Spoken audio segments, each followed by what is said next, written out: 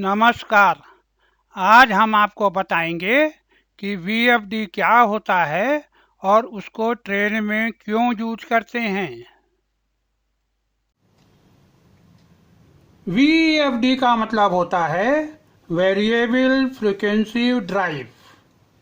VFD system में किसी motor की स्पीड को फ्रीक्वेंसी चेंज करके करते हैं। यहाँ पर एक एसी 3 फेस मोटर हमने दिखाई है और इसमें 3 फेस एसी सप्लाई है। ये अधिकतर इंडक्शन मोटर होती है। तो एसी 3 फेस मोटर की जो स्पीड है इस सप्लाई की फ्रीक्वेंसी पे डिपेंड करती है। इसलिए अगर हमें इसकी स्पीड चेंज करनी है तो इसकी फ्रीक्वेंसी चेंज करनी पड़ेगी।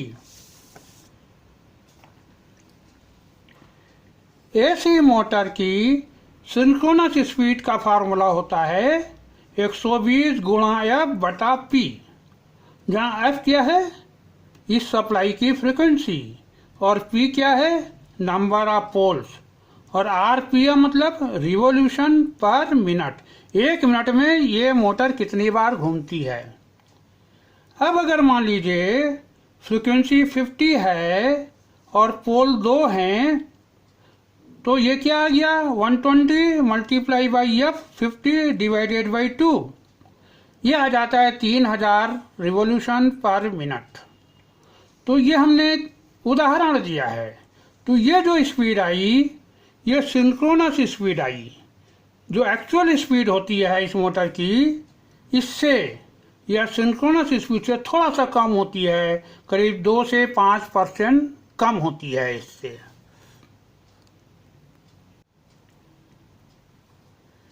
वीएफडी सिस्टम, ये हमने वीएफडी सिस्टम दिखाया है जो 4 चीज़ों से बना होता है।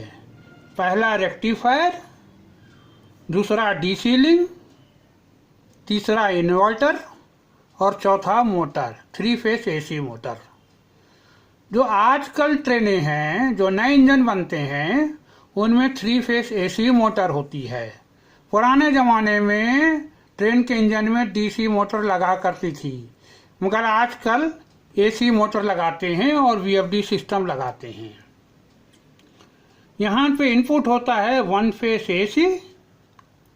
ये रेक्टिफायर एसी को डीसी में बदल देता है। इस रेक्टिफायर को डायोड से भी बनाते हैं और आईजीबीटी से भी बनाते हैं। आजकल लेटेस्ट सिस्टम में आईजीबीटी से बनाते हैं, जिससे यहाँ पर पावर फैक्टर हमें यूनिटी मिल जाता है। और यहाँ पे हमें डीसी सप्लाई आ गई तो ये कैपेसिटर चार्ज रहता है, इसको बोलते हैं डीसी लिंक। यहाँ पर वोल्टेज 650 वोल्ट हो सकता है, डीसी 750 हो सकता है, 1500 वोल्ट हो सकता है, 1800 वोल्ट हो सकता है, वो सिस्टम पे डिपेंड करता है। और ये है इन्वर्टर, ये डीसी को एसी में बदलता है, 3 फेस एसी में बदलता है। यहाँ पे डीसी आती है और यहाँ पर 3 फेस एसी आती है। ये भी आजकल आईजीटी बेस बनाते हैं और इस 3 फेस से मोटर चलती है। और चूंकि मोटर की स्पीड फ्रीक्वेंसी पर डिपेंड करती है, फ्रीक्वेंसी इस एसी सप्लाई की, तो ये जो इन्वर्टर है वही यहाँ पे फ्रीक्वेंसी कंट्रोल करता है। यहाँ तो डीसी है, तो इस इन्वर्टर के 2 काम होते हैं, एक तो 3 फेस एसी बनाना, दूसरा इसका फ्रीक्वेंसी कंट्रोल करना। और भी बहुत से कंट्रोल होते हैं जो आजकल ट्रैक्शन बनते हैं, उनमें बहुत सारे कंट्रोल होते हैं, मगर सिंपल कंट्रोल होता है यहाँ पे फ्रीक्वेंसी कंट्रोल करना, इसकी स्पीड कंट्रोल करने के लिए। ये इन्वर्टर है जो डीसी को 3 फेस एसी में बदलता है। आप 3 फेस एसी रेक्टिफायर के बारे में जानते होंगे जो 3 फेस एसी को डीसी में बदलता है, मगर इन्वर्टर डीसी को 3 फेस एसी में बदलता है। इसमें 6 स्विच होते हैं आईजीबीटी के बने हुए। ये ऑन ऑफ होते रहते हैं बार बार, और ऑन ऑफ होने की वजह से ये जो ग्रीन कलर का वेव शेप दिखाया हमने ना, ऐसा मिलता है। जब ऊपर वाला ऑन होता है तो हमें प्लस में वोल्टेज मिल जाता है, जब नीचे वाले ऑन होते हैं तो हमें माइनस में मिल जाता है। यहाँ पे हमने 1 2 3 4 5 6 बार ऑन ऑफ दिखाया है, मगर ये बहुत सारे होते हैं। ये बीच में देखिए ज़्यादा देर ऑन है और किनारे पर थोड़ी देर ऑन है। तो इस हरे वाले का अगर आप एवरेज लेंगे तो साइन वेव आपको मिल जाएगा। जब ज़्यादा देर ऑन है तो ज़्यादा वोल्टेज मिलेगा, जब कम देर ऑन है तो कम वोल्टेज मिलेगा। तो ये हमको AC मिल गया। इसका टाइम पीरियड होता है ये, और फ्रिक्वेंसी होती है 1/T। तो ये जो इन्वर्टर है ये 3 फेज AC बनाता है और इस टाइम पीरियड को भी कंट्रोल करता है। अगर फ्रिक्वेंसी हमें ज़्यादा चाहिए, मतलब स्पीड ज़्यादा चाहिए, तो ज़्यादा फ्रिक्वेंसी लाएगा। ज़्यादा फ्रिक्वेंसी के लिए क्या होगा, ये T कम कर देगा। तो इसको कम करने से ये F बढ़ जाएगा, तो मोटर की स्पीड बढ़ जाएगी। VFD कंट्रोल्स, जो कंट्रोल सिस्टम होता है VFD का, उसको 2 टाइप में हम बांट सकते हैं। एक होता है स्केलर कंट्रोल, एक होता है वेक्टर कंट्रोल। स्केलर कंट्रोल में हम V/F कांस्टेंट रखते हैं,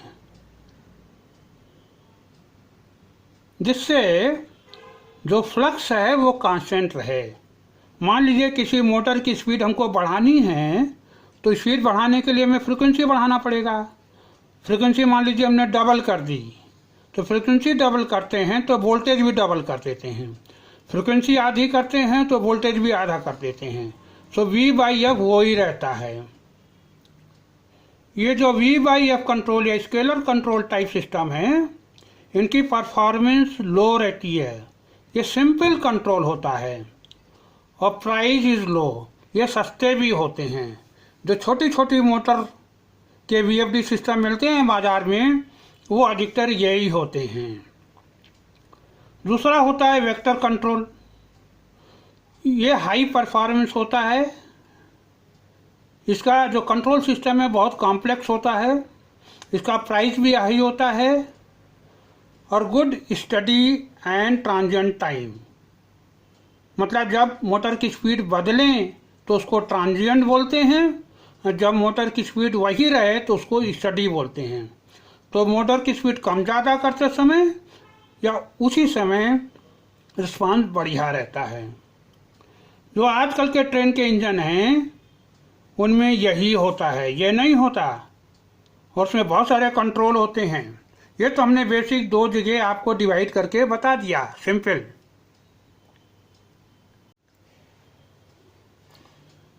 अब VFD के फ़ायदे क्या हैं?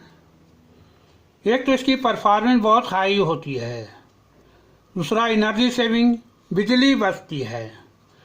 जो आजकल ट्रेन हैं, जो रेलवे है, उसका बिजली का खर्चा एक बहुत बड़ा खर्चा है। तो वो चाहते हैं कि बिजली का खर्चा कम हो, तो VFD लगाने से उनका बिजली का खर्चा काफ़ी कम हो जाता है।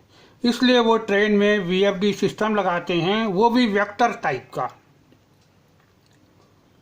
रीजनरेटिव ब्रेकिंग, इसमें क्या होता है कि जब ट्रेन चलती है तो उसमें बहुत सारी ऊर्जा इकट्ठा हो जाती है, क्योंकि ट्रेन की मास बहुत ज़्यादा होता है। तो जब हम ब्रेक लगाते हैं तो ट्रेन की ऊर्जा काफ़ी हद तक मेन में वापस चली जाती है, नष्ट नहीं होती। इसको बोलते हैं रीजनरेटिव ब्रेकिंग। मतलब ब्रेक लगाने पर हमने ऊर्जा को रीजनरेट कर दिया, वेस्ट नहीं होने दिया। ये VFD में होता है। ट्रेन के लिए ये भी बहुत ज़रूरी है, जिससे एनर्जी की सेविंग हो। Very good transient response, very good study response. Transient response क्या है? जब ट्रेन चलती है या रुकती है तो ये कोशिश होती है कि उसमें जो यात्री बैठे उनको झटका न लगे। तो जब ट्रेन की स्पीड बदलती है तो उसको बोलते हैं ट्रांजिएंट। ब्रेक लगाते समय भी ट्रेन की स्पीड बदलेगी, वो भी ट्रांजिएंट कंडीशन होती है।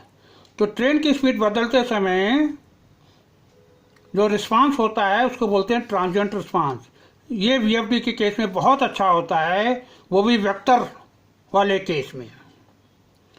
वेरी गुड स्टडी रिस्पांस, मतलब जब स्पीड मोटर की या ट्रेन की कांस्टेंट रहती है तो भी रिस्पांस बहुत बढ़िया होता है उसका। हाई पावर फैक्टर, अभी हमने बताया था अगर हाई पावर फैक्टर चाहिए तो IGBT बेस आप रेक्टिफायर लगा दीजिए तो आपको अच्छा पावर फैक्टर मिलेगा। तो जो मेन वायर हैं उसमें फालतू की करंट नहीं फ्लो होगी। सॉफ्ट स्टार्टिंग, मतलब स्टार्ट धीरे धीरे कर सकते हैं इसको, ये नहीं झटके से स्टार्ट हो गई। टार्क कंट्रोल, ये टार्क कंट्रोल हम यहाँ पे डिटेल में नहीं बता सकते, ये ट्रेन में बहुत काम आता है। या यूँ समझ लीजिए कि जब हमें ज़्यादा वेट मूव करना होता है तो हमें ज़्यादा टार्क की ज़रूरत पड़ती है।